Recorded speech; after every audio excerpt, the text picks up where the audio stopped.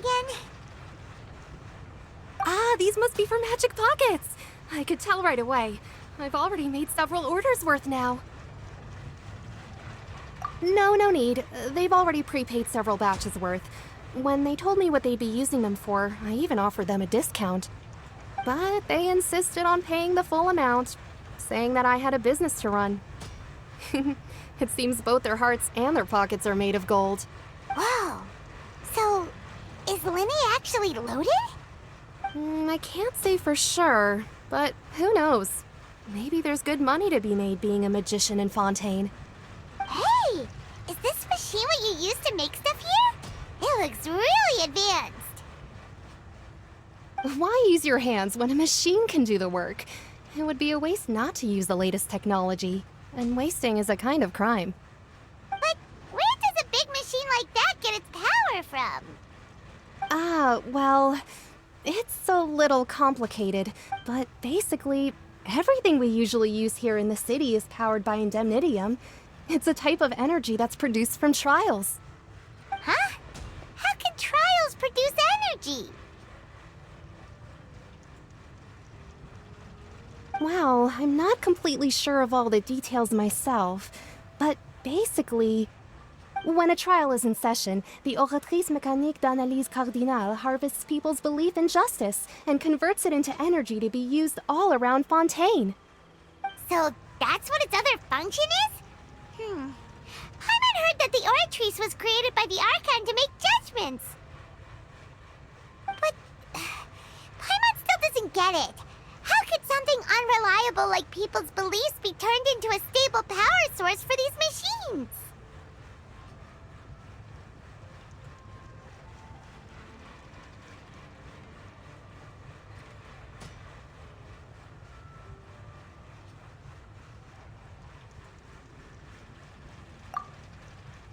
Oh, yeah!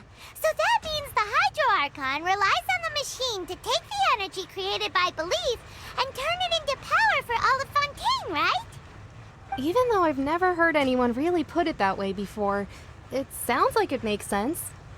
Besides indemnitium, we have another type of energy called pneumosia. It isn't produced by the power of the Archon, but it is unstable by nature. Even now, it still cannot be widely used by civilians.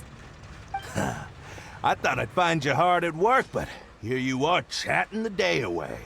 Since you're already talking, I'm sure you wouldn't mind a few words. You again? Didn't I already promise you that I'd have the more I owe to Confrérie of Cabriere by next month? Why are you hounding me now? Yeah, but how do we know that you won't go running off by the end of this month? I want 50% today. Wait, no, 70%. Huh? You...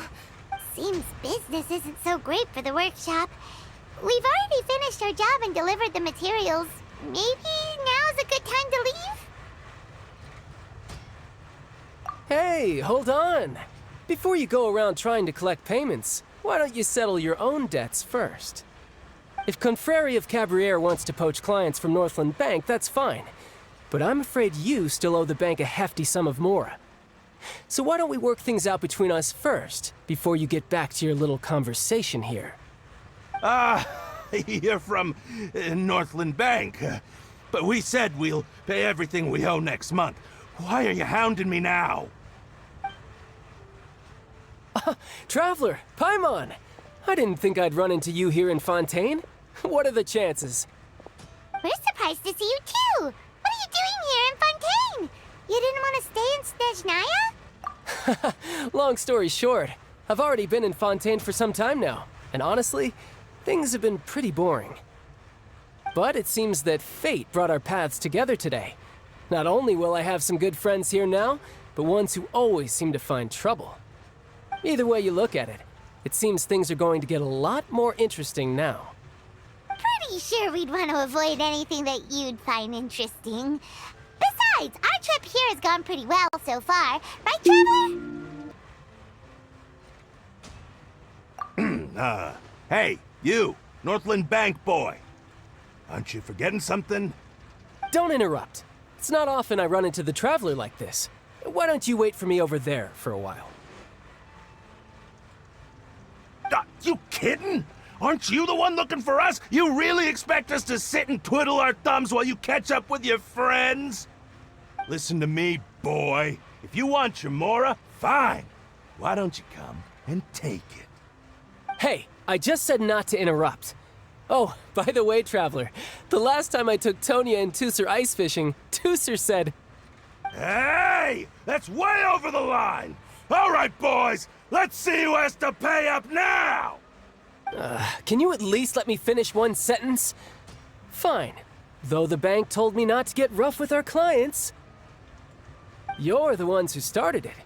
This is an act of self-defense. You two will have to be my witnesses, okay? I'm sure this won't take long.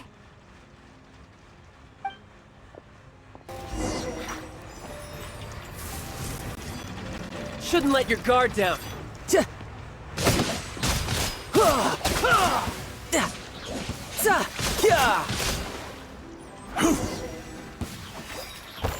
What's your deal, Brad? How are you so strong if you're just a staffer from Snezhnaya's Northland Bank? Wait, don't tell me you're... Oh, now you notice. It's a little late, don't you think? Just make sure you understand that you don't mess with Northland Bank. Got it?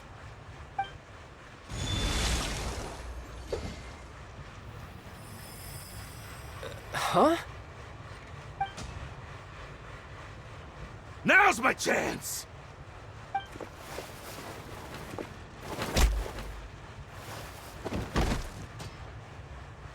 Huh. That was weird.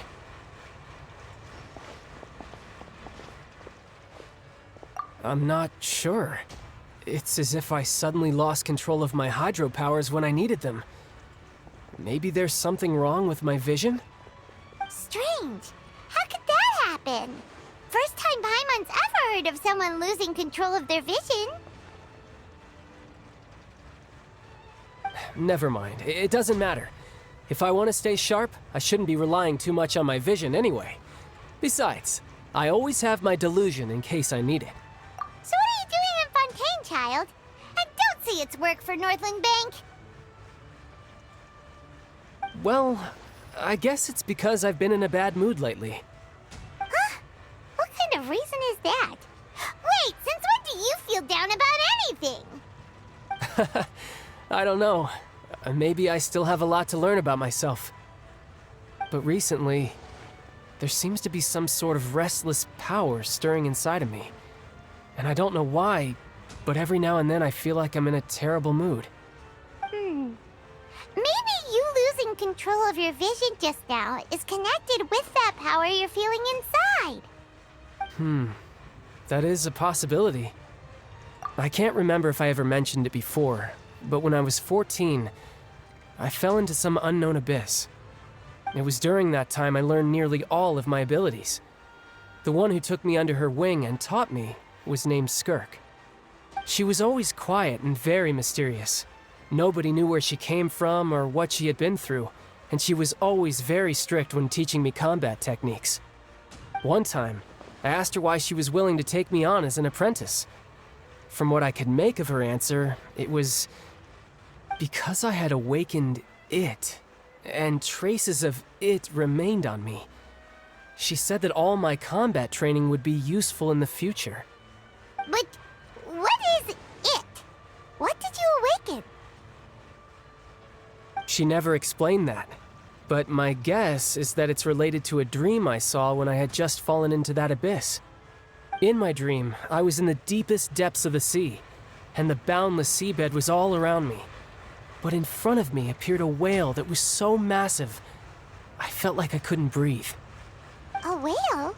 Oh, that sounds familiar! When we fought against you before, you summoned a huge whale that seemed to leap at us. Is that the one? That's just an abstract form of a whale that I create using my elemental powers. It takes that shape because the scene I dreamt of the whale has always been stuck in my mind. I'll never forget it. So you used the whale as inspiration for one of your moves? Huh. Seems a little twisted to Paimon. So why don't you just go ask your master? Maybe she knows the answer. You make it sound so easy. Ever since the incident I experienced there, I've never stopped searching for Master Skirk and that unknown abyss. But it's been years now, and I've still found nothing. There isn't even a trace of the place where I remember falling into the abyss. Oh, it sounds like some kind of ghost story. Yeah, I'm out of leads at this point, but there's nothing more I can do. It seems that strange encounters in this world tend to be elusive like that. Oh, seems the time really flies when I'm talking with you. I just remembered I have somewhere else I need to be, so I should get going. What? More work for the Northland Bank? No, it's more of a personal appointment. Lately, I've been sparring with some of Fontaine's official champion duelists whenever I'm feeling bored. Official champion duelists? You mean it's their job to duel? Yep, in Fontaine, before a criminal goes to court, they're given one chance to defend their honor by requesting a duel with an official champion duelist.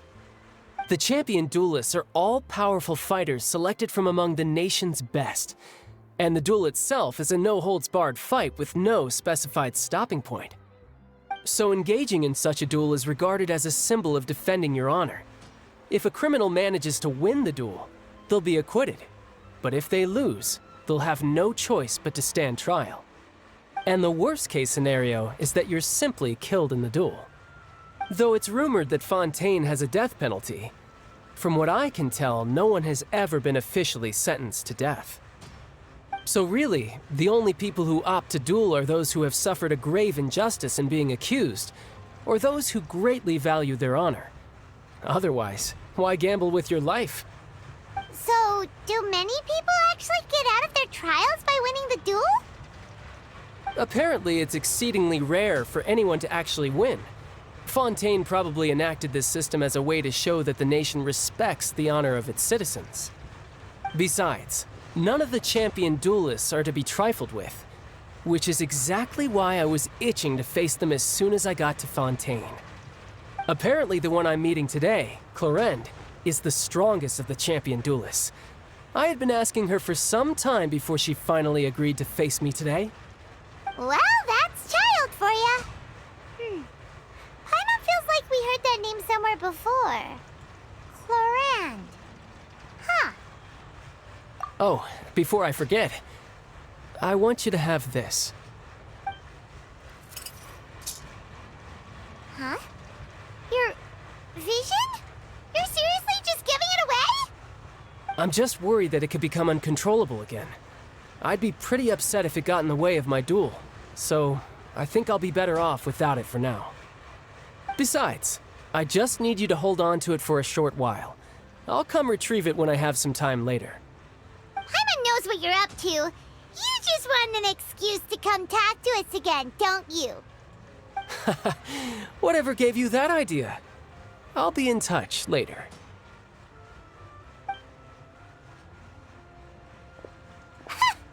That sneaky guy. He said he's been feeling down lately, but he seemed the same as ever to Paimon. Well, since we don't have much to do for now, we might as well walk around and see the city before Lenny's performance.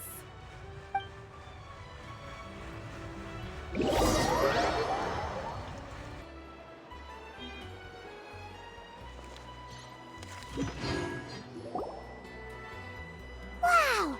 Who could have seen that coming? The reporter who was barely around for most of the story was the murderer all along! Sorry. Paimon was just surprised, that's all. Whew. Paimon, the whodunits here in Fontaine are a lot different than the light novels you see from Yai Publishing House.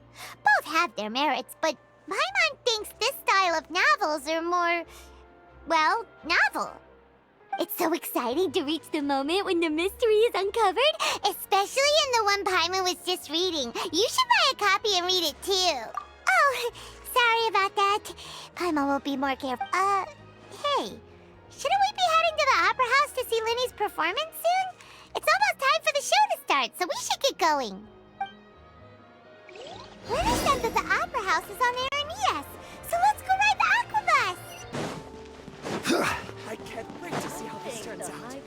additional element you're adding is just, Whoa! Now this is fancy! The Opera Epiclese. What a place to hold a performance! No wonder Linny and Lynn... Huh. Looks like there's a lot of people standing around the fountain up ahead. Oh, Archon, please bless us with a bright and healthy child. We pray... I don't know why you always feel the need to ask so much.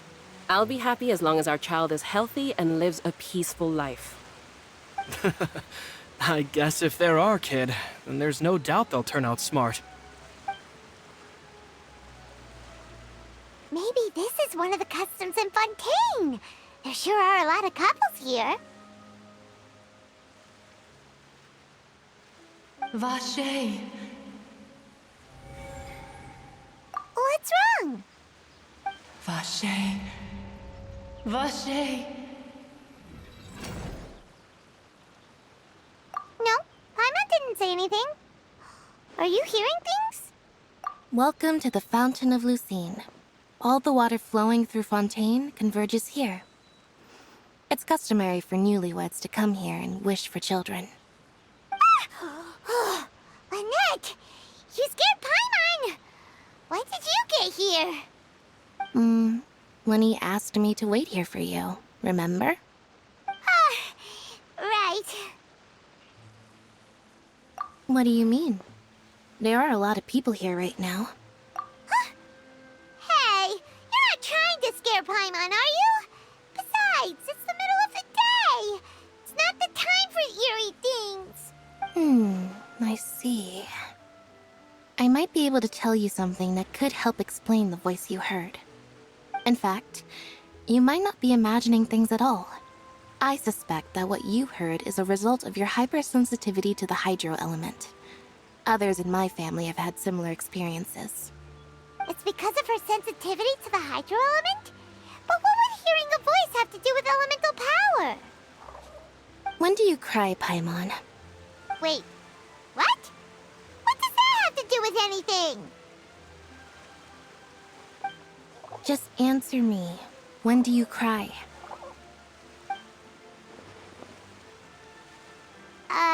When Paimon's really sad? Oh, and when Paimon's super happy. Oh, and also when Paimon's really, really scared. Then you should understand that tears contain your most intense emotions. Like I just mentioned, the Fountain of Lucine is where all the flowing water in Fontaine converges. Even the tears that fall to the ground will eventually gather here. So maybe what you heard was the intense emotion coming from someone's tears. So, what did the voice say? Huh. If you were hearing their emotions, then Paimon wonders what happened to them. Rather than worrying about them, we should worry about my brother first. Don't let that calm look of his fool you. He tends to get pretty nervous just before a performance. So chatting with Linny might help him relax a little before he goes on stage. Oh, right. That makes sense. Let's go in.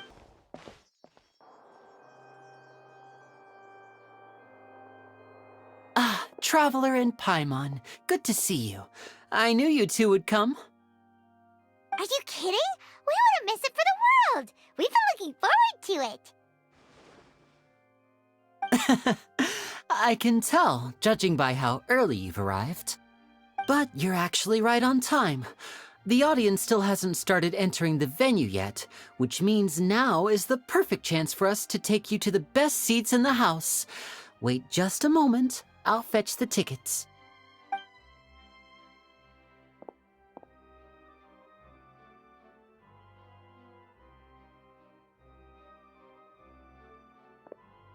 The Opera House has assigned seating, so you always have to make reservations. I've already reserved your seats, and here are your tickets. Ooh, front row seats. Thanks, Linny. Don't mention it. There's no need to keep thanking me. Hey, Linny! Could you come over here and take a look at this? Oh, I'll be right there. Seems there's an issue with the stage props over there. That's Cal, my assistant, calling me. I'll go lend him a hand. Yeah, we'll just go to our seats. You go ahead, Linny.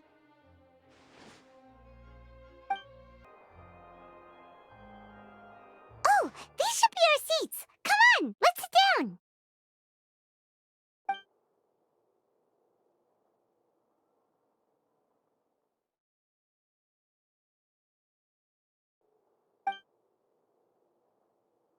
Uh... Uh...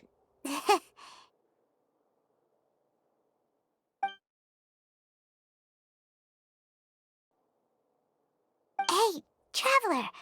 Maybe we should strike up a conversation with the person next to us. Since we're sitting together and the rest of the place is practically empty still, it's kinda awkward if we don't say anything. Ah, you little... Of course you put this on Paimon. Excuse me, I did not realize you felt awkward. I am terribly sorry. I would be perfectly happy to chat with you if that is what you would like. Oh, so you heard all of that, did ya? Boy, you sure have good ears. Paimon thought she was keeping her voice down. Wait, that's not it, Paimon's. Sorry. Paimon's the one who was being rude, talking under her breath like that. So, let's talk, but, what should we talk about? Oh, Paimon's got it. You're also here early and sitting in the front. Are you a friend of Linny's, too? A friend, you say? Well, if Mr. Linny would like to be my friend, I would be more than happy to reciprocate. Oh, so you're not friends with Linny, then? Oh, this is getting more awkward by the second. Paimon nearly forgot to make her introduction. Nice to meet you. Paimon is Paimon, and this is the Traveler. We just arrived in Fontaine. It is an honor to meet you two. I have heard of your deeds across Tevat. And as required by proper etiquette, I will also introduce myself. I am... Oh, Monsieur Nervillet, what an honor it is to have you here to see my show. Ah, Mr. Linny. I should say it is in fact an honor for me to see your performance in person. Wait, Nervillet? Could he be...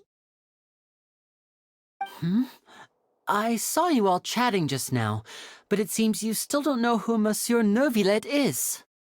Allow me to introduce you to Fontaine's Chief Justice. That seat is always reserved for him. It wouldn't be too much to say that he's the symbol of justice and honesty here in Fontaine. Whoa! Sorry for being so rude just now. Paimon had no idea you were such an important person. No offense taken. Being Chief Justice is merely what I do for work.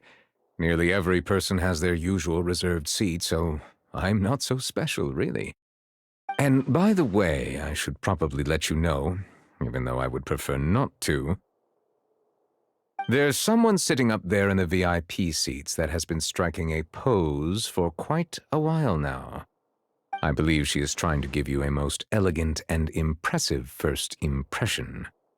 So I think you should take notice of her sooner rather than later, otherwise she may become flustered.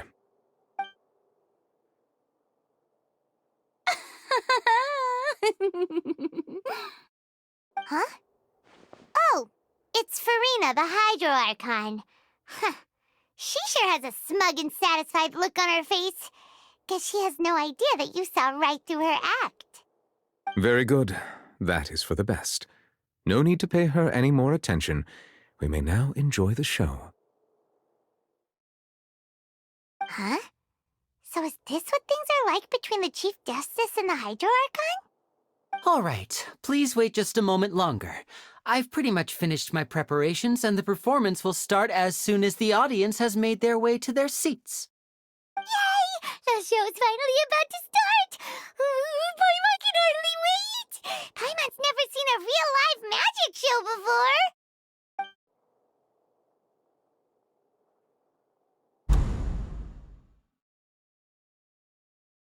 Oh! They're dimming the lights! The show must be starting! Sorry. Paimon will try to stay quiet. Welcome, one and all, to the Opera Epiclese. I am the star of today's show, Linny. And over here is my sister, Lynette, who will be working as my wonderful assistant. Please, let's give her a warm welcome. Hello, everyone. I know she may seem to be a little sleepy right now, but that's just a sign that she's nervous. Whatever. Now, some of you may be thinking, two vision holders who can freely manipulate elemental powers performing magic is not true magic at all. So, I would like to take a moment to assure you that elemental powers will have nothing to do with what you will witness on the stage today.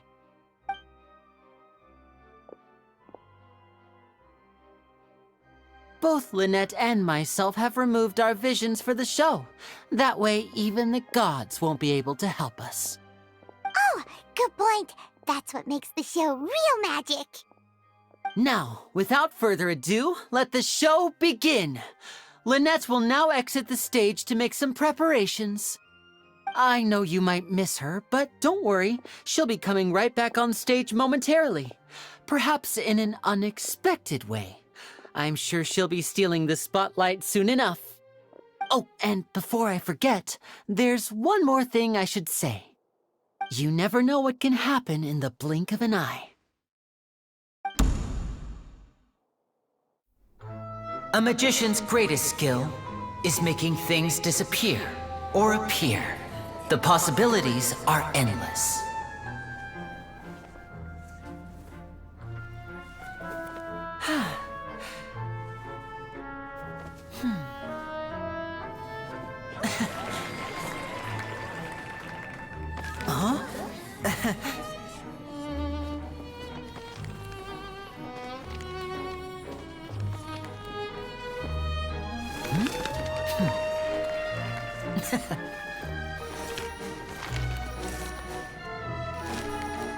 But this isn't what you came for. These little tricks, you've seen them all before. So it's time for something truly extraordinary, don't you think? This one's a little tricky.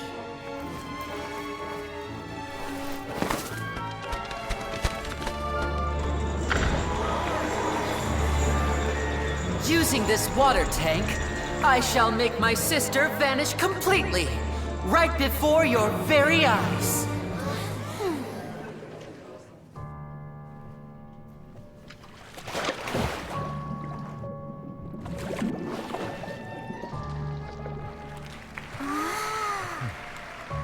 It's actually quite simple. She'll just turn into air bubbles and float right out of the top.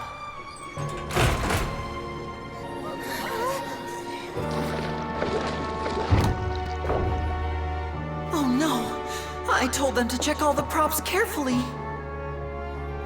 With the lid on, even air can't escape. An amateur magician would be getting very nervous right around now. Luckily, it's me on stage, so let me show you what a true virtuoso can do.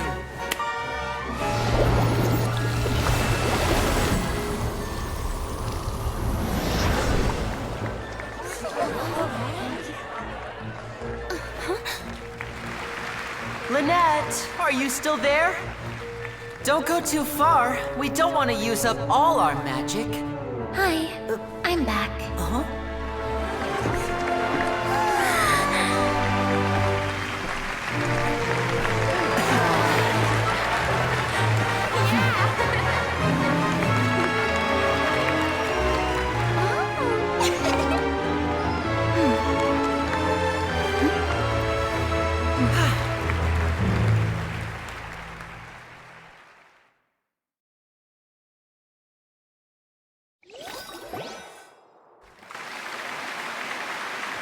Whoa!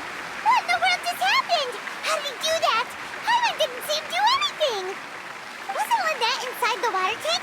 How did she disappear and then reappear out of nowhere? If we could see easily through his tricks, then that would mean that his skills are still lacking. To appreciate magic, You should focus on the show happening on stage, rather than getting caught up in trying to see that which has been intentionally hidden. Guess you're right. Paimon couldn't believe her eyes when Lynette reappeared. Amazing! Thank you, everyone. I'm glad you enjoyed that performance. But our magical journey has only just begun.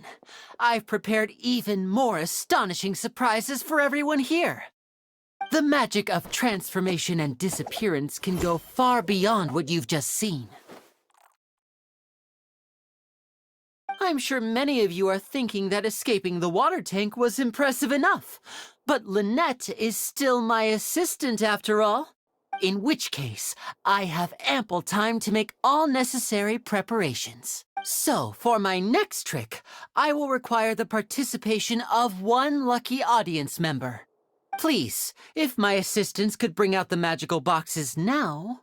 There are 2 boxes and only 2 boxes. One is here, and one is there in the aisle among the audience.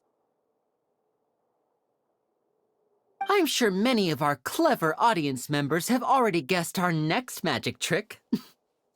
A swap! Our lucky audience member and I will each enter a magic box. After 1 minute, we will each emerge from the opposite box. Now please, everyone pay very close attention to the box you see here. Don't give me any chance to make a move. Wow! How's he gonna do this? Hey, do you think this is all magic tricks, or does Lenny have actual superpowers? The lucky audience member will be generated by this random number selector. It selects numbers entirely at random. Even I don't know who will be chosen to participate. Now then, let's begin. Let me see. Oh, row 7, seat 3. Congratulations! You now have the chance to experience magic firsthand for an entire minute. Please, come forward. My assistant will take you beside the magic box. I'm sorry, it might be a little cramped inside, but no need to feel nervous. We've carefully arranged everything for you to be as comfortable as possible. You don't need to do anything, but no matter what strange things may happen, don't come out of the box. If the magic is interrupted, who knows where you might end up? You might even find yourself in the Fortress of Meropide. Oh, okay. All right. Before I enter the magic box, there is one more thing I need to ask the audience to do. Could you all give me a countdown? Like this. 60, 59, 58. Just keep counting down. You can go a little faster or slower if you like. I won't be able to see anything in the pitch-black box, so I'll be relying on your voices to know when time is up. Oh, and no tricks now. If you quickly count from 60 in just 30 seconds, then I'll be in a tough spot. Ooh! Paimon kinda wants to count faster after hearing him say that!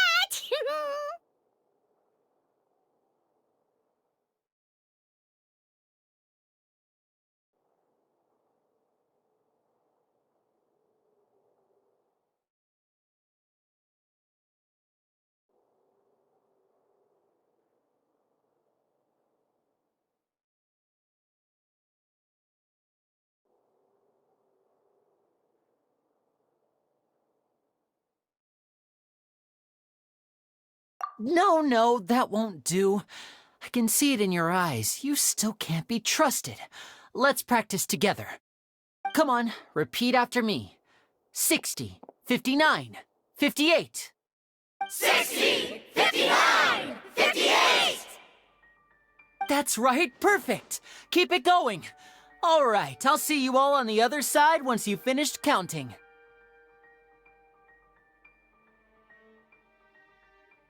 54, 53, 52? Why aren't you counting, Nervalet? I am counting in my head. I think things are exciting enough in here as it is. Merely a consequence of my identity and personality. Do not worry about me. Oh, all right. You look so serious that Paimon thought you might be feeling uncomfortable or something. 40, 39, 38! Mr. Linney, are you all right in there? Is everything ready? Yes, I'm fine, I'm just double-checking the direction of the magic. It would be a disaster if we get sent to the wrong places. For example, midair right above the audience. Even though he's saying that, Lenny doesn't seem nervous at all.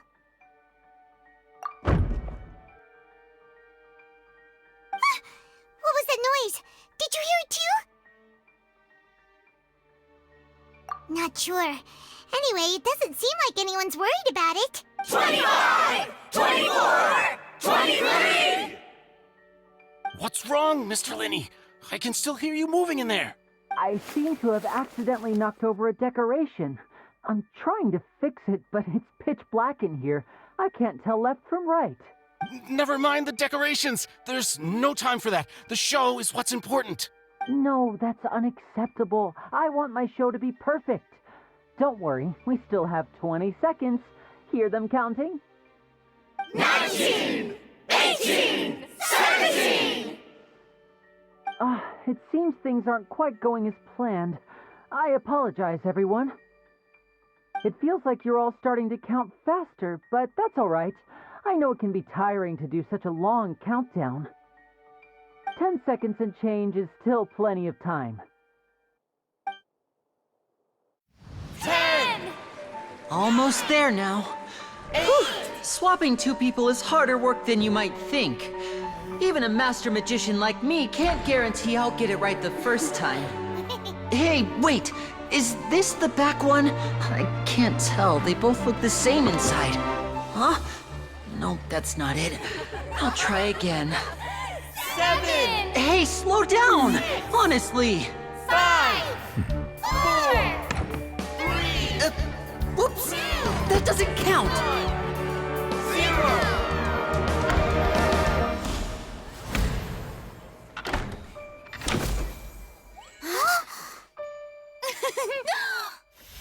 Ta-da!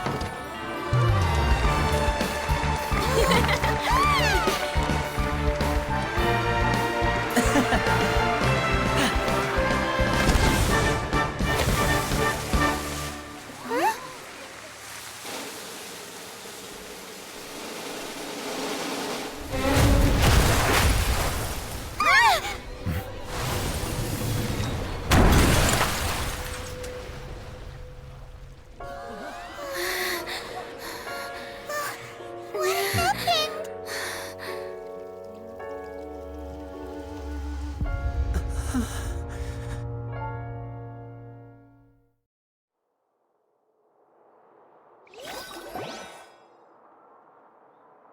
Huh? Is this part of the show? Mr. Linney, you're going to use magic to fix the stage now, right? What happened? Oh no. Maybe this isn't part of the show. The girl was still in that box, right?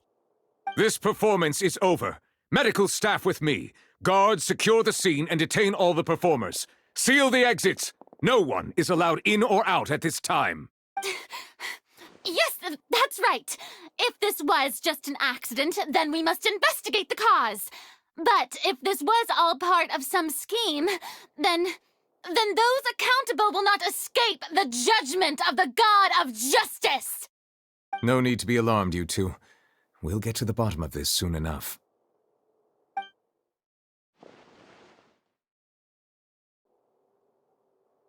Unfortunately, the person who is in the magic box has been pronounced dead. His name was Cowell, one of the assistants in Linney's magic troupe.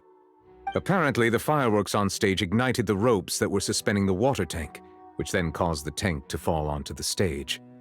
As of now, we are still not sure why we found Cowell in the box, rather than the guest from the audience. And after an initial search of the area, the guards have confirmed that the girl is nowhere to be found. It appears that this incident was not merely some mishap with the performance. And there are many indications that it is connected with the case of the serial disappearances of young women. The serial disappearances case? That's the case that Charlotte mentioned before!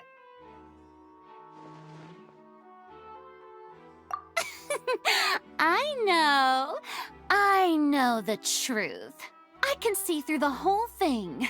Really, using such a shallow and obvious mystery as his finale. Did he really underestimate us that badly? I say that our powerful magician, Mr. Linney, is now the prime suspect for the serial disappearances case. Huh? Why me? This whole thing was an accident. Oh, this all occurred during your magic show, did it not? The missing girl disappeared after being chosen, did she not? The deceased is one of your assistants, is he not? Now that I think about it, that whole speech about magicians making things disappear was nothing more than a provocation, a bald-faced challenge. That can't be right! How can Linney do this? He was in the box on the stage the entire time! We could even hear his voice! Besides, before the show, he told us that he would like to catch the criminal behind the disappearances! He couldn't possibly mean catching himself! Save discussion for a later time, please. Lady Farina, may I assume that your comments just now constitute an accusation against Mr. Linney and his associates, and that you are pressing charges? Huh? I just think that I think it might be a little early to talk about formally pressing charges. But what Lady Farina said just now makes perfect sense. Looks like she's gonna personally deliver justice. A kidnapping and murder carried out under the cover of a magic show. Lady Farina said it all. I mean, of course, my dear people. But what excites me even more than the obvious truth before our eyes is the opponent I'll be facing. That's right. I mean you, Traveler. You'll support Linney, won't you? After all, he was the one who helped you the first time we met. Then there's no problem at all. You know, the Traveler and I already had a duel the first time we met. But with Linney's help, our little duel ended in a draw. But draws really are the most boring possible outcome. So, no more draws. Between the two of us, there must be a clear winner and loser. And what better place to hold such a riveting showdown and decide the true victor than here, on the grandest of stages, the Opera Epiclese? Huh? It wasn't a draw. She obviously lost last time. I understand. Charges have now been pressed, and as such, a trial is in order. Well, Traveler, seems Lady Farina has set you in her sights. But putting her dramatic rhetoric aside for a moment, I would like to ask you, are you willing to act as Mr. Linney's attorney and defend him in this case?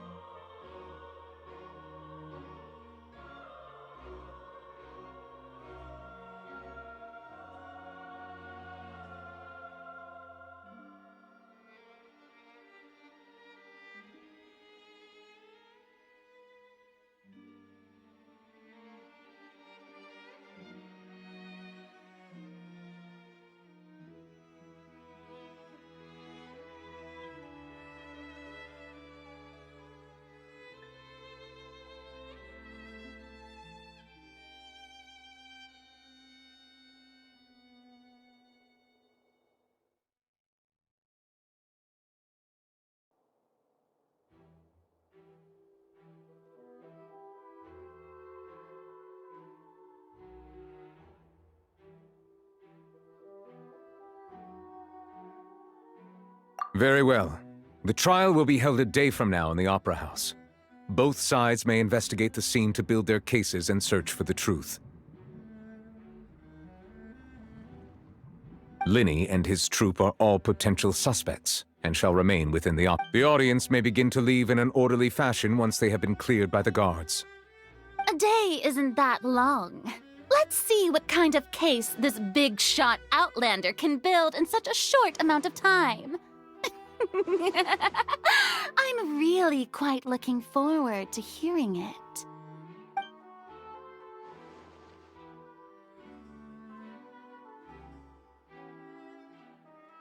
Lenny!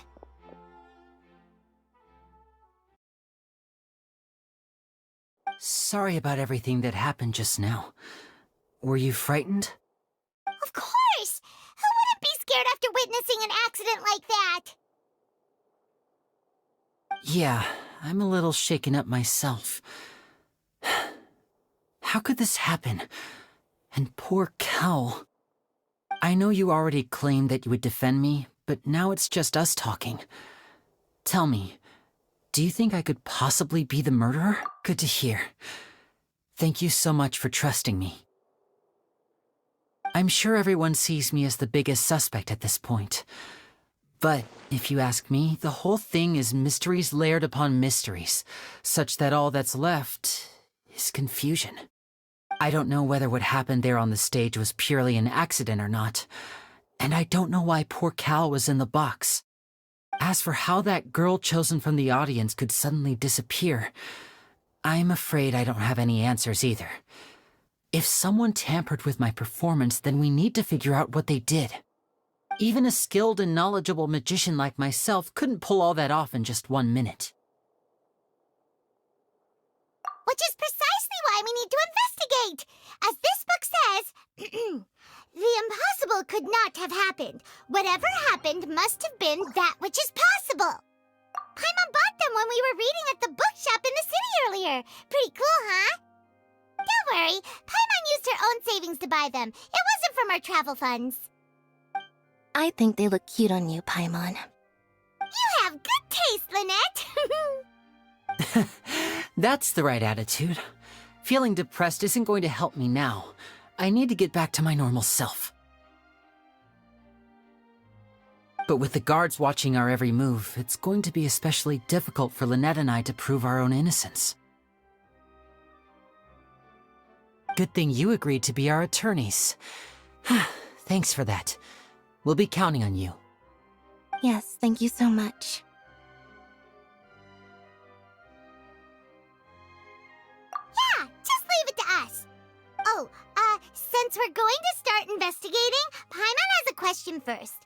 Where did Lynette go during the performance? Ah, well, I'm afraid that would involve some of our essential trade secrets as magicians. The secrets behind our magic are past saving, Linny.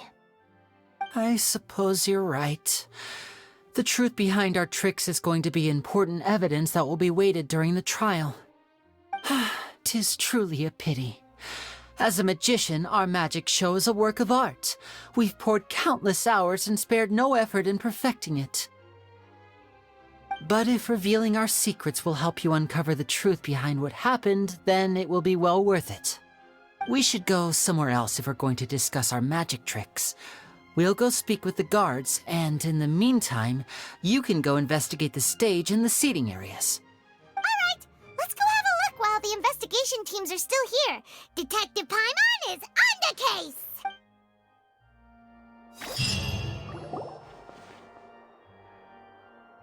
Hello, officer. How's the investigation going? Ah, I see. You must be the traveler that Lady Farina mentioned. Listen, I'll be perfectly honest with you. I'd avoid getting mixed up in this whirlpool of a mess if I were you. Huh? What do you mean? Come with me and you'll see. The deceased is one of Linny's assistants, named Cal. Even though he hadn't joined the troupe long, he was hardworking and everyone generally liked him. The assistants are usually in charge of setting up and inspecting the props, as well as assisting with the show and keeping the crowd engaged. As you probably saw when you were in the audience, the water tank suddenly fell and smashed the box with Cowl inside it.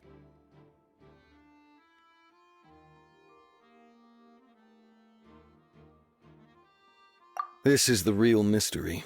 We've already searched the scene and were unable to find any traces of the girl. However, if you look carefully, the box was positioned directly under the water tank. The ropes holding the tank were then burned by the pyrotechnics on stage, causing them to snap.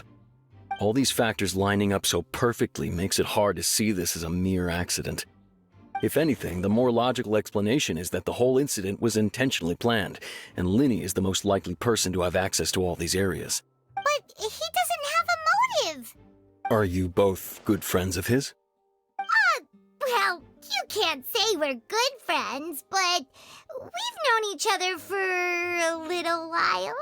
So in just a short time, he was not only able to win your trust, but even convince you to act as his attorneys. I know there's no such thing as magic. The real trick of a magician is holding the audience in the palm of their hand. I've seen a lot of cases, and I can tell you that people are the least reliable kind of evidence.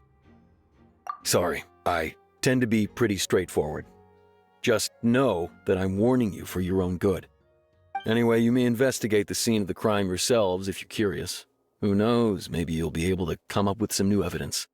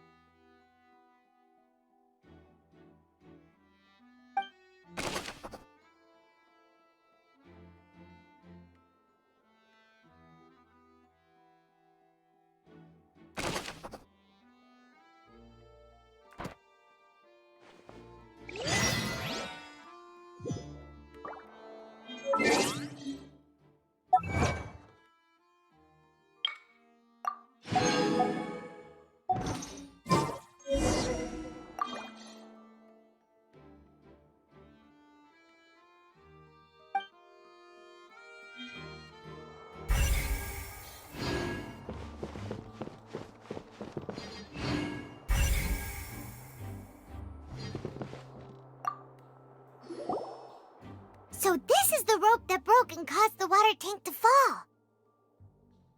The rope looks pretty durable. How can it be burned through so quickly by fireworks? Why are you suddenly so serious, Traveler?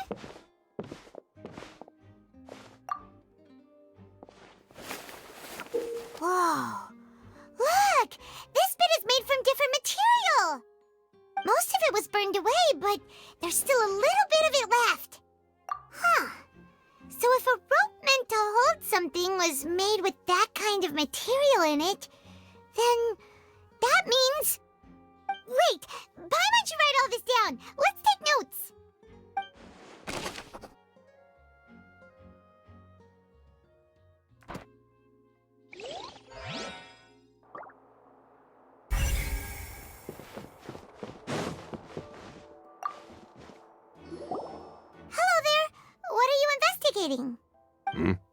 Oh, this location has also been cordoned off because the Magic Troupe members are currently considered prime suspects.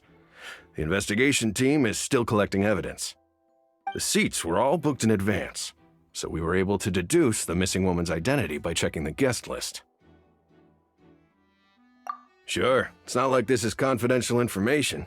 We will publish it later anyway when we petition the public to help us find the missing person. Her name is Halsey.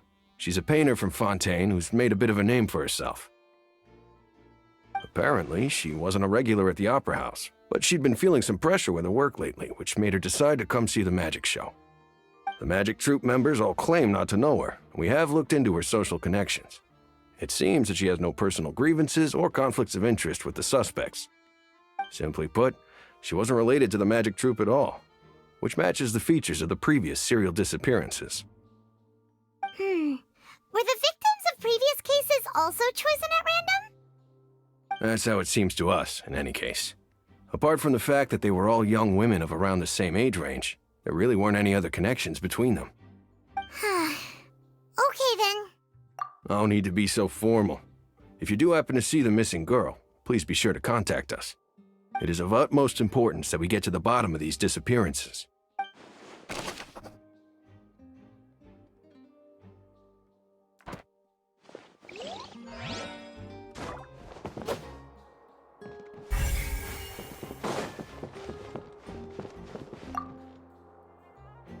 Go ahead, have a look around.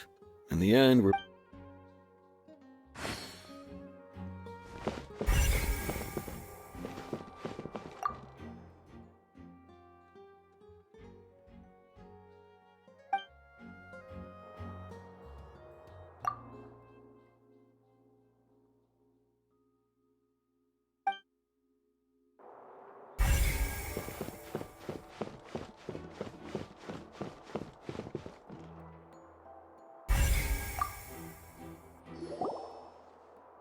The investigation team has some new findings.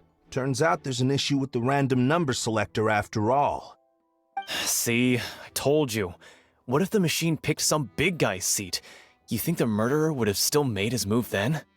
Sorry to interrupt, but we're helping Linny and Lynette with their side of the investigation. What were you saying about the number selector? There's something wrong with it? You're trying to help them? That'll be a tall order. Linny used the machine to pick a random member of the audience during his performance, right? The lucky girl that later disappeared. Well, we thought there might be a serious problem with the machine, so we had it taken away for further inspection. It turns out that the seat number it picked wasn't random at all. The machine picks that same number every time. I'm sure you already know that you have to make a reservation in advance to get a seat, regardless of whether it's a trial or some performance. In other words, Linny knew who would be sitting where from the very beginning. That much checks out. Linny reserved our seats for us, too. Bet you see why I was saying it'd be tough to make a case for Linny. Even though it's bad for Linny's case, Paimon had better write it down.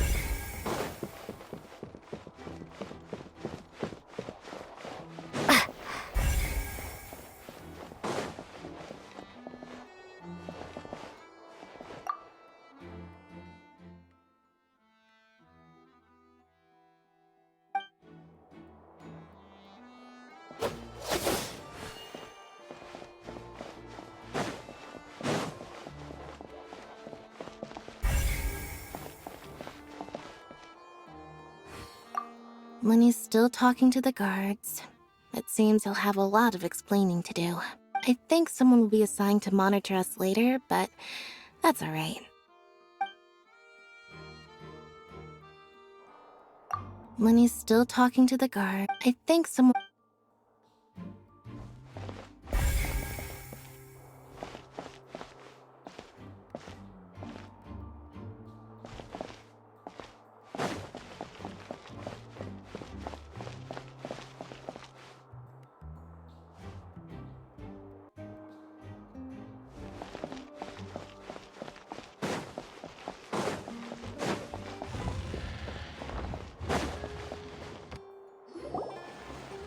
Hey, you! Yes, both of you! Over here! I've been keeping an eye on you for a while now. Huh? You mean us? That's right. If I'm not mistaken, you're also among those who wish to cut down the thorns and pursue the truth. No? And by the looks of it, you're not from Fontaine. Well, you're right on the more about that one, but who are you?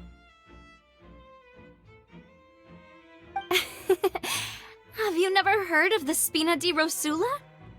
From mediating disputes and providing protection to solving conundrums, you name it, Spina di Rosula does it. and I, Navia, have the honor of being its renowned president. Though those who play by our rules call me boss. I'm Silver, her attendant. Pleased to meet you. And I'm Melus, Demoiselle's various daily needs. Huh? Boss? Demoiselle?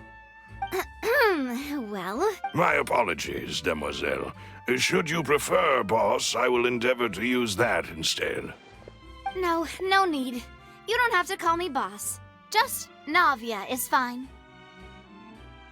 Okay, if you say so. Not that we're members of Spina di Rasula anyway.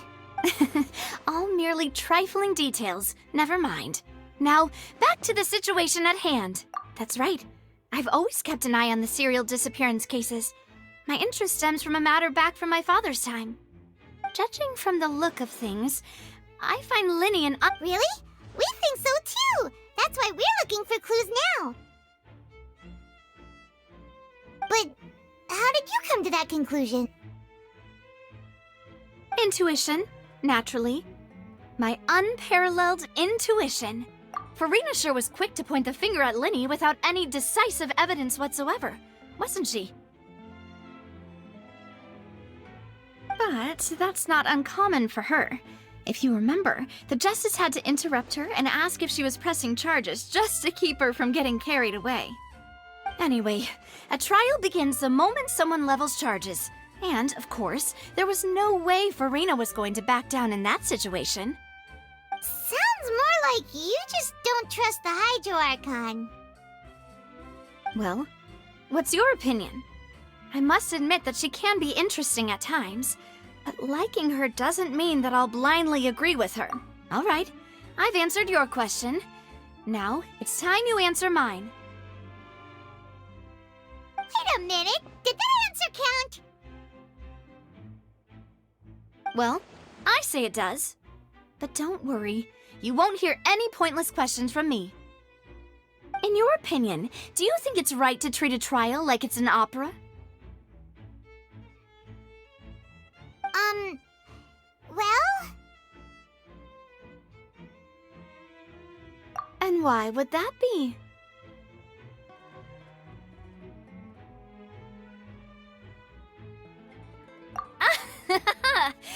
See, Silver and Melus? I told you they'd be different. Most astute of you, Demoiselle. I, too, think that the Traveler's response was most excellent. No matter how wonderful the script or how fervent the audience's expectations may be, the trials that go on stage here must be based in fact. And if that can be done, boss, then... All right, that's quite enough, Melus. Anyway, I like your answer. You passed with flying colors. Now, I need to make some preparations, following which our joint investigation shall commence. You two shall be my assistants. Wait! Since when did we become assistants? Oh, well, I can be the assistant, sure. Or your companion, if you like. I'm really not that fussy. That's more like it.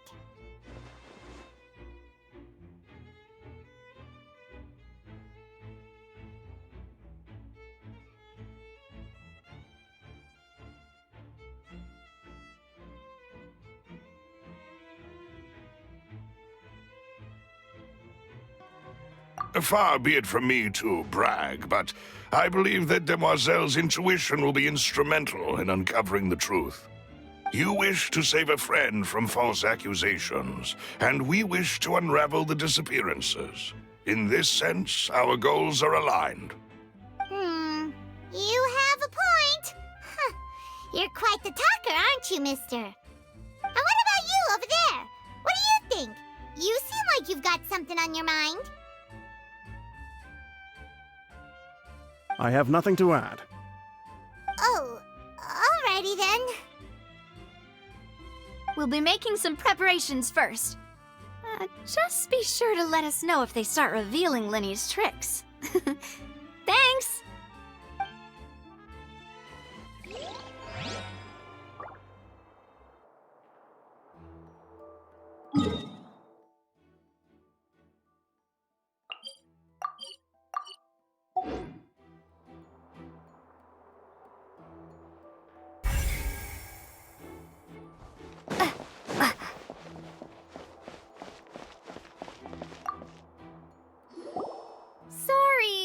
No one can freely enter or exit the Opera House at the moment. If you wish to leave, you must register your identity with us first.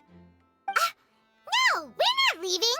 We're representing Linny and Lynette as attorneys, so we're investigating the case. Were you always guarding this entrance? Yes. After the Chief Justice gave the order, everyone coming in or out must undergo a strict inspection. So, the missing girl couldn't have left from here. At least, not from that point on. I doubt there was much opportunity then, either. How can you be so sure, Well, because I was in charge of security near the entrance at that time. I couldn't see Linny's performance from here, which was quite a shame. Just my luck. But still, I did not abandon my post, and I stayed put no matter how loud the applause was.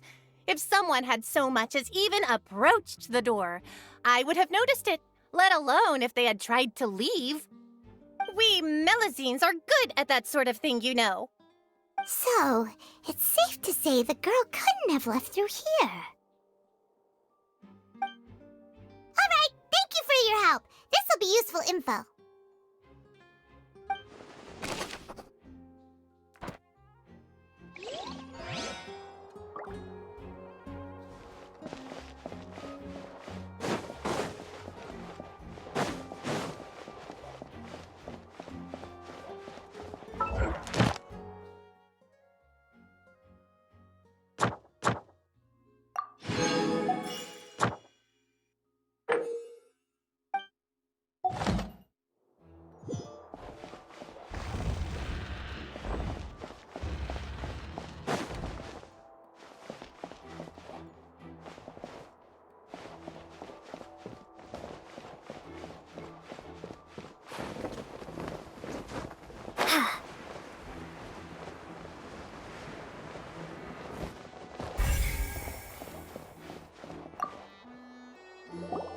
I see that you're investigating the area.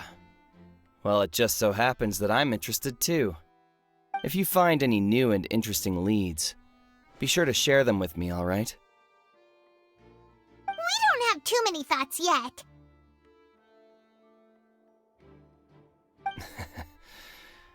Then why don't I tell you my hypothesis first? The way I see it. And I'll start it with that loud thud. The thud? Oh, you mean the sound that happened during the countdown? Yes, exactly. It wasn't terribly loud, but I suspect that most people heard. It's just that everyone was awaiting the results of Linny's trick with bated breath, so no one paid it much mind. But now that the incident has happened, the thud has become an important clue. That makes sense. So, what do you make of it? I'm of the opinion that it may have been the sound of Linny's accomplice, Lynette perhaps, jumping atop the water tank or something like that. And when the pyrotechnics went off, she cut the rope, sending the water tank crashing down. But wasn't the noise we heard too loud for that? Perhaps the balance wasn't right, leading to a particularly rough landing.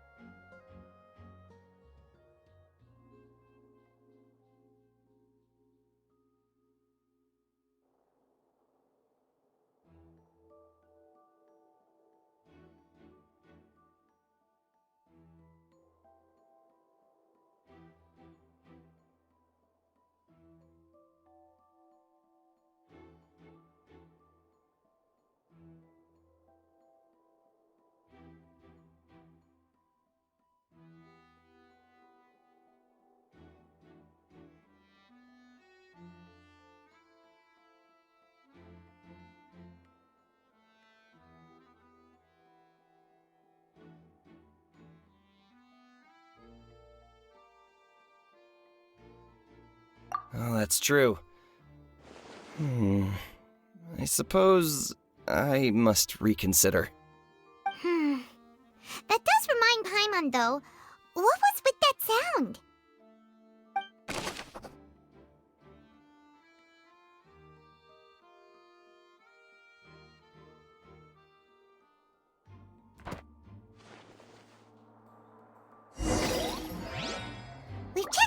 note here at the performance venue. Paimon wonders how Linny's discussion with the guards is going. Let's go see, shall we? Ooh, things are getting interesting, huh? We're about to see how magic is made.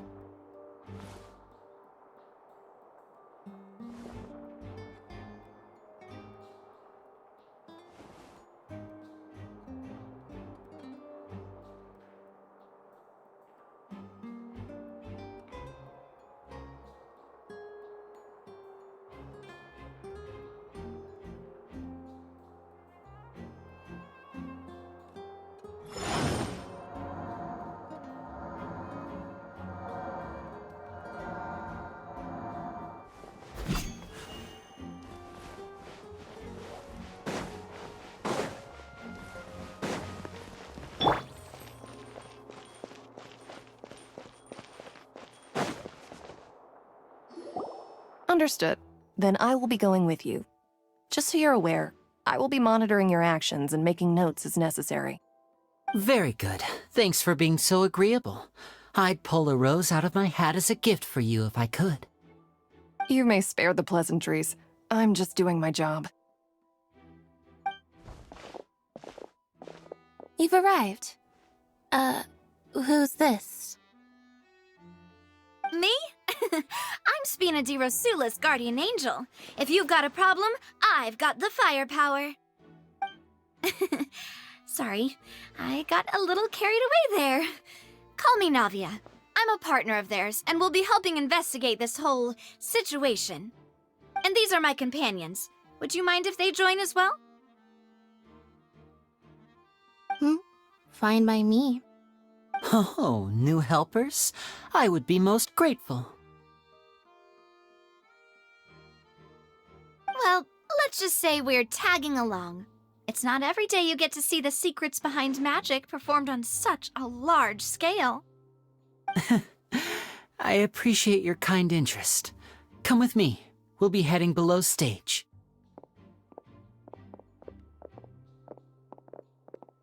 Huh? Below stage? Yes, a world of secrets is hidden beneath this magic box, prepared specifically for this switcheroo trick. But before I reveal everything, you should have a look first. Notice anything strange here?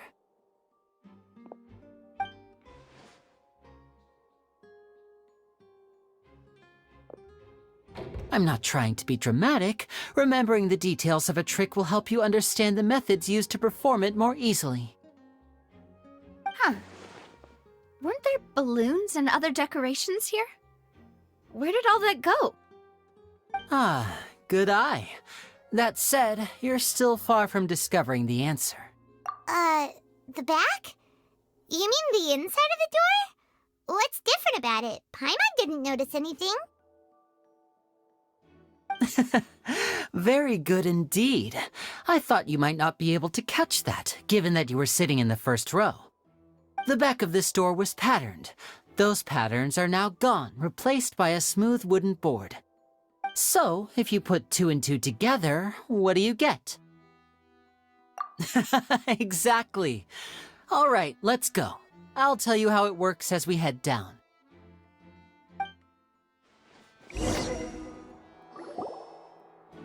Oh, so there was a passageway under the magic box! I knew you'd figure out most of it as soon as you saw this place. The 2 magic boxes are positioned right above the 2 entrances of the tunnel. See this flatbed trolley? The box with the lucky audience member in it would be shuttled over to the other side using the trolley. This trolley can raise and lower and even rotate, ensuring that the box will face in the right direction. I see. So that's the purpose of the box inside another box. Precisely. The inner box would descend after the audience member was put inside and be moved along the trolley, all while the outer box would remain on stage as if nothing had ever changed. So that's how you did it! Once the box was lowered, the trolley would store some energy through this device here, with which it would complete the rest of the steps. The audience member would only be able to feel some slight movements in the dark, and by the time she walked out, she would already be back on stage. Right!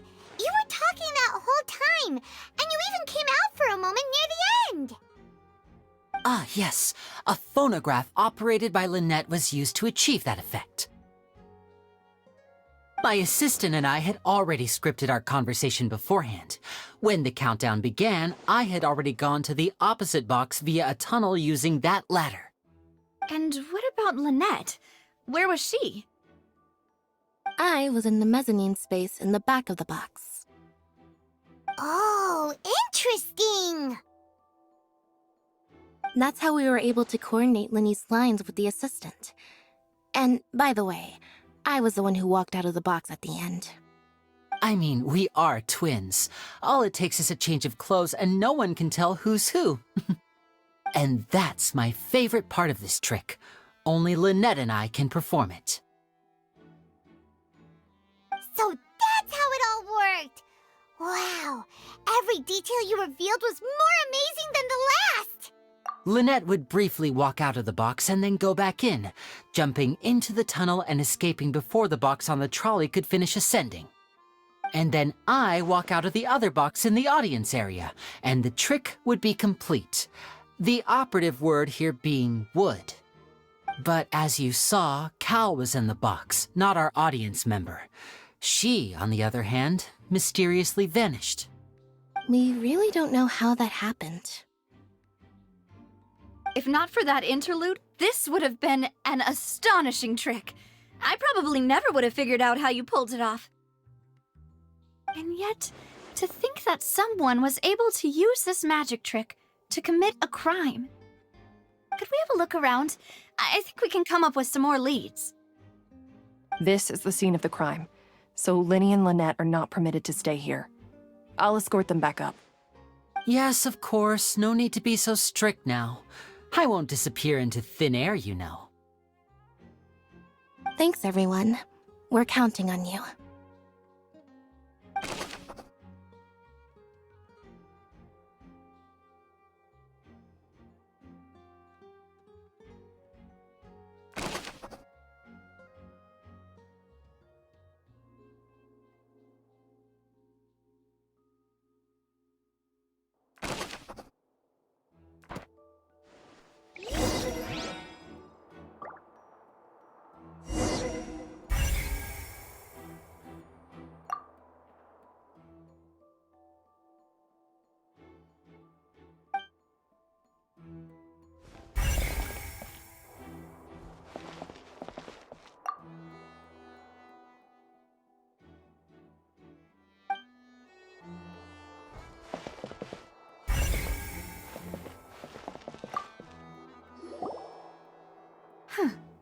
What's this? Looks like a hook tied to the end of a rope. Huh? There's all kinds of odds and ends here. Perhaps it was a prop for a different trick. But why would it have been left here? Whatever it is, let's make a note of it first.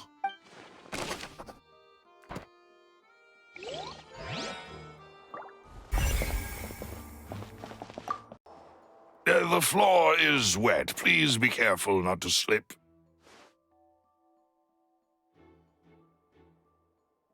Speaking of which, why would there be water here? Oh, Paimon knows!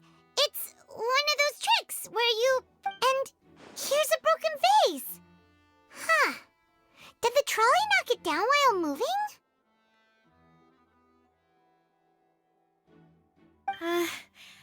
That can't be. The trolley moves along tracks from start to finish. It couldn't have hit the vase at this distance. Let's note this down too and think about it later.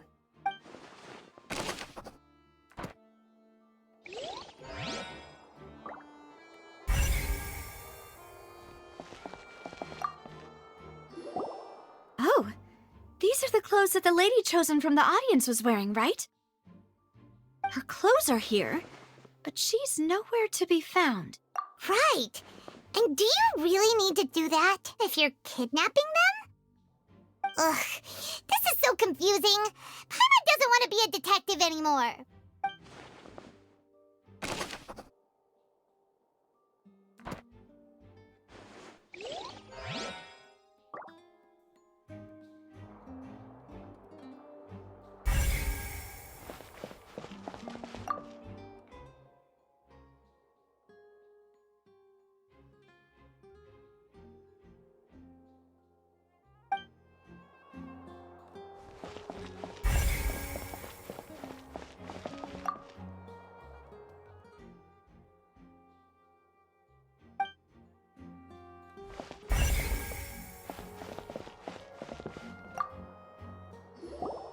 What is this place? It seems someone could fit through here. Huh. Could this have been the suspect's escape route? Alone, perhaps. But if they had to pull another person with them, the space would be too narrow. But there are no other ways in or out of here.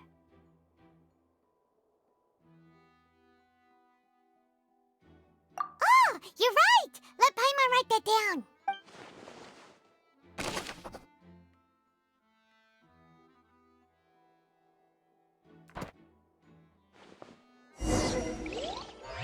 See?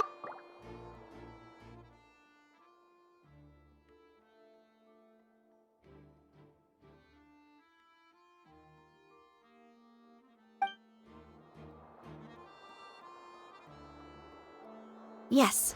Let's head back up.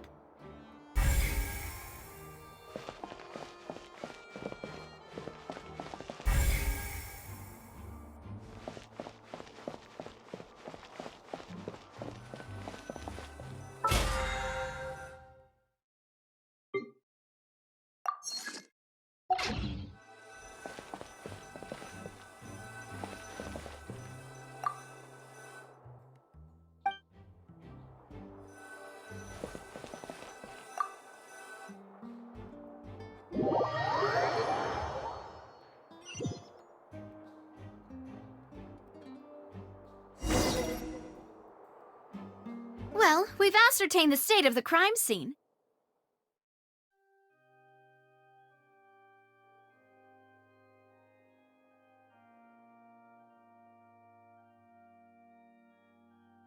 Let's find a place to sort out our findings once Malus returns. It seems to me that there are several things that don't add up here. Apologies for the wait, demoiselle. So, what did the guards say? Did the criminal escape through the vent?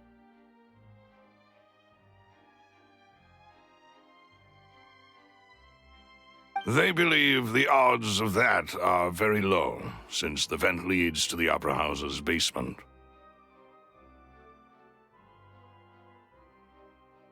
The guards have checked the area carefully. No one left through the basement during the performance or after the incident, and no one was found hiding there. So the tunnels become like a secret chamber then. You know, like the kind you usually see in novels. The plot thickens. Halsey's disappearance and Cowell's death are both quite inexplicable.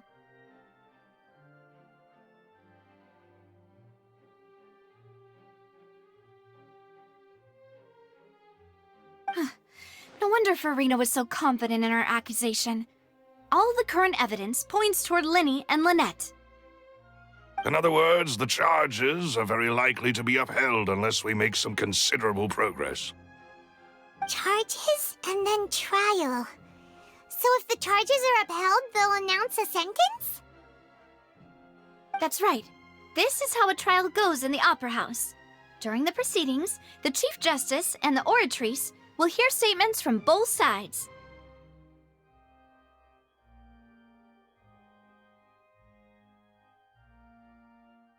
That's right. This is how indemnitium is produced.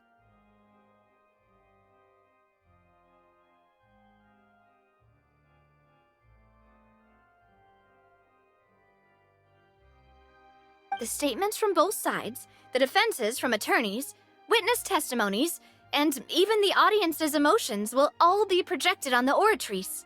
To put it simply, it's as if the oratrice has its own will, and is a judge in its own right. This also precludes any kind of favoritism on the part of the Chief Justice. Not that this has ever happened anyway. Once both sides have finished speaking, the Chief Justice will make his final decision. This, too, will be used by the oratrice as a reference. Then, finally, the oratrice will be consulted by officials. The result it returns is the will of justice itself. Huh? So that machine is the one that actually decides? Paimon thought Neuvillette called the shots.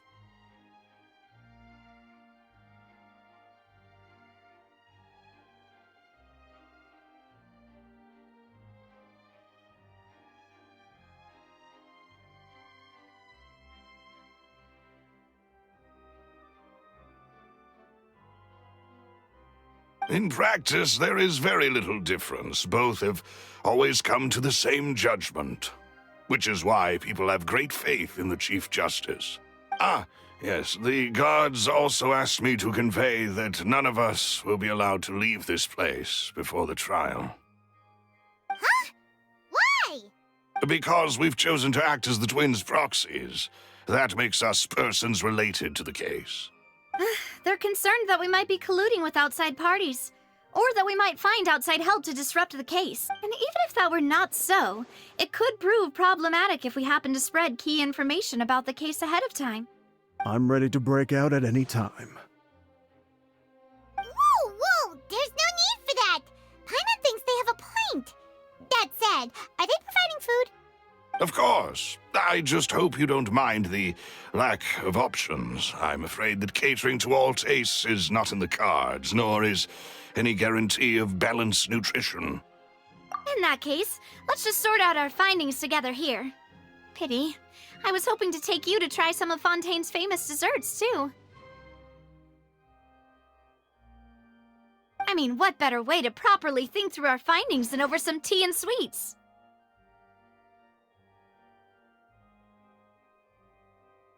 Huh. Breaking out suddenly doesn't seem like such a bad idea after all. Just kidding, just kidding. Paimon will still do her best, even if there are no snacks.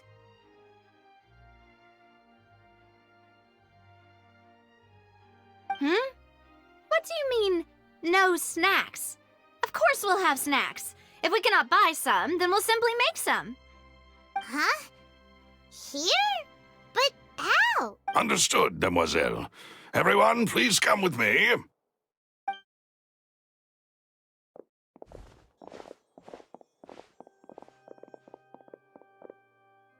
Wait, you're carrying a portable stove with you? Yes, I must be prepared to meet the Demoiselle's baking needs whenever the fancy strikes her.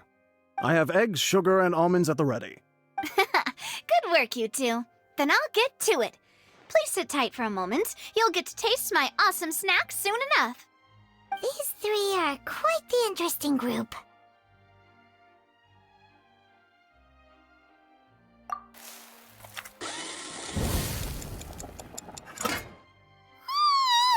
And Paimon thought it smelled good while it was still in the oven! Oh, it's even better now. Paimon can't stop drooling. From the way you had these two guys carrying all that stuff around, but you ended up doing the entire thing by yourself! Beating the egg whites, grinding almonds, everything! I was applauding. And I was giving encouraging smiles. Paimon was just thinking, aren't you worried about getting your fancy dress dirty beating egg whites and baking like this? Well, I don't think it's carved in stone anywhere that fancy ladies can only read books, sip tea, ride horses, and play the piano. I just really enjoy making snacks. Don't underestimate beating egg whites, by the way. It's a real arm workout. You also need to beat them to just the right consistency, or your macarons will crack. Anyway, give these a try, fresh out of the oven. There's 3 for each of us.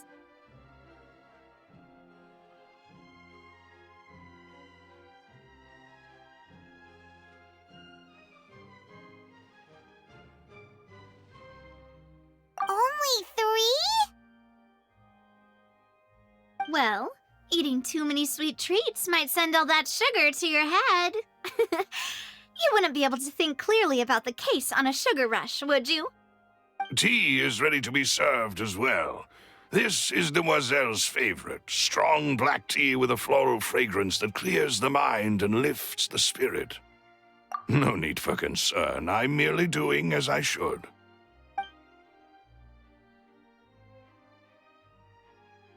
All right, then.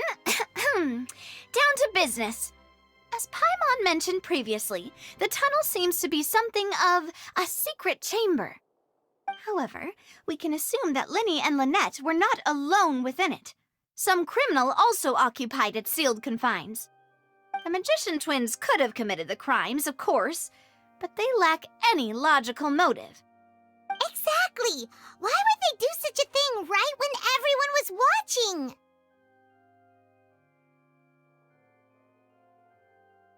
The flower vase and the thud we heard during the performance could indicate some altercation between Halsey and the criminal in the tunnel, resulting in the shattering of the vase, the discarding of her clothes, and her abduction. Perhaps the criminal thought that since she was chosen from the crowd, she would be too easy to identify if she was still wearing the same clothes. Paimon thinks that makes sense, but the real trouble is... True.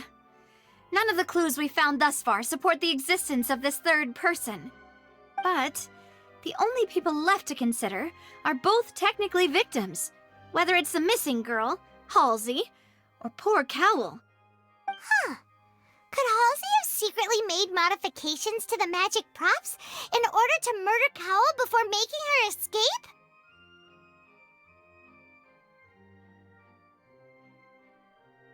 That's right. And even if she had tampered with the setup, she would need to understand the entire trick to pull it off. Nor does she have any motive. The guards said that she has never had any dealings with the Magic Troop's members. Were we not thorough enough in our search? From the sound of things, this is turning into an impossible case. Your macarons are amazing, though, Navia. They smell great! They're nice and crisp and super sweet! They are my specialty, after all. And I see you've already had 5 of them. What? 5? Oh, that can't be right. Paimon only counted 3, honest! Please don't worry about it. At my age, a few less sweets might actually be a good thing. No. Being greedy is one thing, but Paimon knows how to count. Besides, Paimon knows that if she ate too many, then others wouldn't have enough.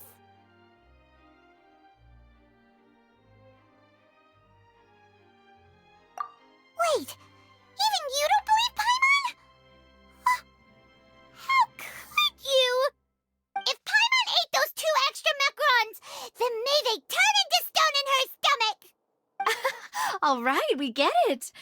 Well, I suppose one of us might have gotten too engrossed in our chat and eaten them by mistake. No big deal.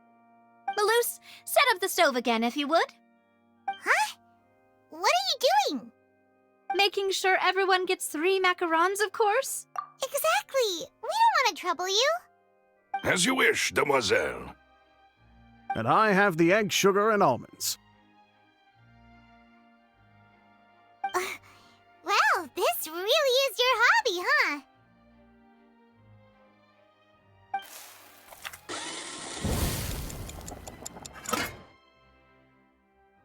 Well, that's it for snack time. I'm going to have another look around the area. I don't know what we're looking for yet, but we've still got some time. As attorneys, I suggest the 2 of you think the case over again. It would be awkward if you got all tongue-tied on stage during the trial. All right, thanks for your help, and for the snacks. It was nothing. A small task for the Spina di Rosula. Silver, Maloose, it's time to go. I'll be back if I find anything new.